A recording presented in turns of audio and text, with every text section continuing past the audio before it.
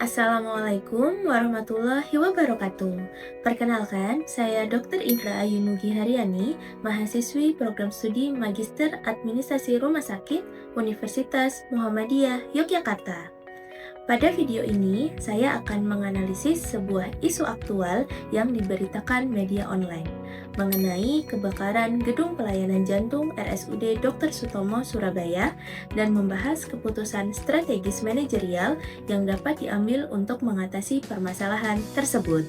Pada tanggal 15 Mei 2026, terjadi kebakaran di Gedung Pusat Pelayanan Jantung Terpadu RSUD Dr. Sutomo Surabaya. Insiden ini mengakibatkan proses evakuasi pasien dan dilaporkan menyebabkan satu pasien meninggal dunia.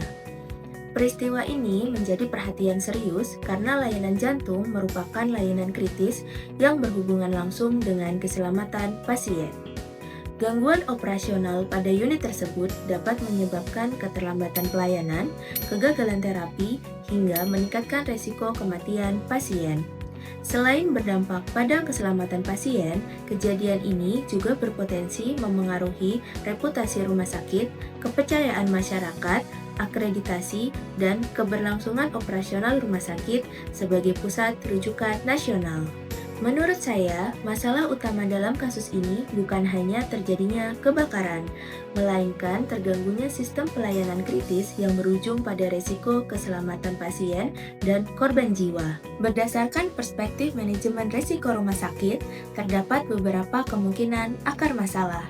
Pertama, kelemahan sistem keselamatan gedung, seperti instalasi listrik, sistem proteksi kebakaran, atau pemeliharaan fasilitas. Kedua, kesiapsiagaan bencana yang belum optimal. Walaupun rumah sakit memiliki Hospital Disaster Plan, implementasi dan simulasi berkala sering menjadi tantangan. Ketiga, gangguan kontinuitas pelayanan kritis. Unit jantung dan ICU memerlukan listrik, oksigen, serta alat medis yang tidak boleh terputus dalam kondisi apapun. Dampak yang muncul tidak hanya pada aspek klinis, tetapi juga organisasi secara keseluruhan, mulai dari keselamatan pasien, mutu pelayanan, risiko hukum, kerugian finansial, hingga reputasi rumah sakit.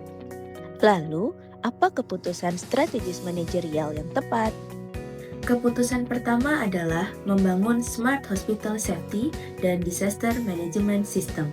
Sistem ini mencakup sensor deteksi kebakaran, monitoring listrik secara real-time, early warning system, serta command center kebencanaan. Dengan pendekatan ini, potensi kebakaran dapat dideteksi lebih awal sehingga resiko kejadian besar dapat diminimalkan. Keputusan kedua adalah membangun Critical Care Backup Center yang dapat digunakan ketika terjadi bencana. Area ini berfungsi sebagai fasilitas cadangan untuk ICU, ruang operasi, dan layanan jantung sehingga pelayanan kritis tetap dapat berjalan. Konsep ini juga harus inklusif dengan memperhatikan kebutuhan pasien disabilitas, lansia, dan pasien yang menggunakan alat bantu medis. Keputusan ketiga adalah mengembangkan Cardiac Command Center yang terintegrasi dengan telemedicine dan monitoring pasien jarak jauh. Fasilitas ini memungkinkan pemantauan pasien pasca rawat inap, telekonsultasi spesialis jantung, serta integrasi rekam medis elektronik secara real-time. Melalui strategi ini, rumah sakit tidak hanya pulih dari krisis, tetapi juga meningkatkan kualitas pelayanan dan daya saing organisasi. Apabila saya berada pada posisi direktur rumah sakit dalam situasi tersebut, keputusan yang paling sulit adalah menentukan apakah layanan harus dihentikan sementara atau tetap beroperasi dengan risiko tertentu. Di satu sisi, rumah sakit memiliki tanggung jawab untuk tetap memberikan pelayanan kepada masyarakat. Namun, di sisi lain, keselamatan pasien dan tenaga kesehatan harus menjadi prioritas utama. Dari kasus ini, saya belajar bahwa seorang pemimpin rumah sakit tidak hanya dituntut mengambil keputusan dengan cepat, tetapi juga berani mengambil keputusan yang tepat demi keselamatan pasien.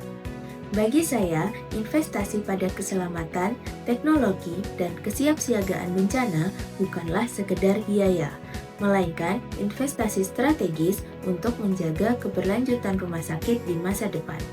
Terima kasih atas perhatiannya. Wassalamualaikum warahmatullahi wabarakatuh.